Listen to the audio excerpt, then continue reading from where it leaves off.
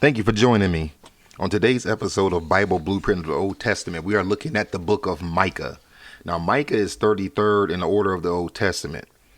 There are 7 chapters in the book of Micah, and the type of book it is prophecy, and it's a minor book.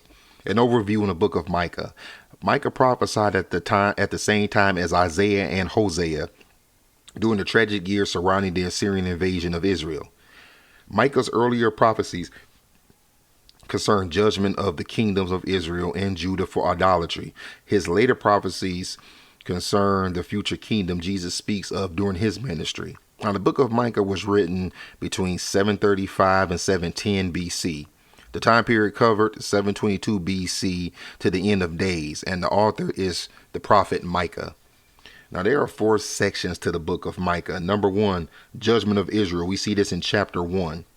Micah predicts the Assyrian invasion, which comes to pass 10 to 15 years later. In 722 BC, he also prophesies the downfall of both Samaria and Jerusalem, implying all of Israel is evil. Section 2.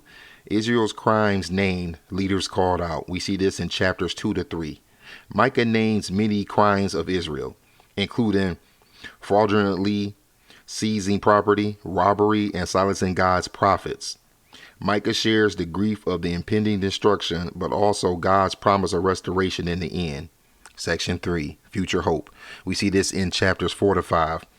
Micah prophesies with great hope for the future. He specifically names Bethlehem as the birthplace of the Messiah and describes the Messiah as a just ruler. Section 4, God's case against Israel. Israel will return. We see this in chapters 6 to 7. Micah chastised Israel for its idolatrous ways and for forgetting God. He names their crimes against each other and ends with a promise of eventual deliverance. All right, that brings us to the end of our overview on the book of Micah. That's all for now. God bless.